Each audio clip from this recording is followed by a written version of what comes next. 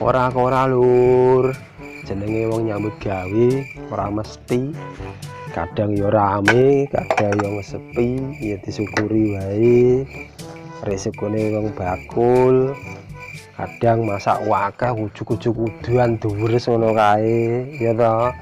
Nek resikone wong nyambut gawe nang pabrik, ya di PHK atau pengurangan karyawan. Lah resikone among pene wong akeh, jadi Pak RT, Pak RW, Pak Idul, rakyate apa maneh nek kaya ngene iki usume bantuan mesti enek sing maidu gak dikeki ya kae kok dikeki ya ngono.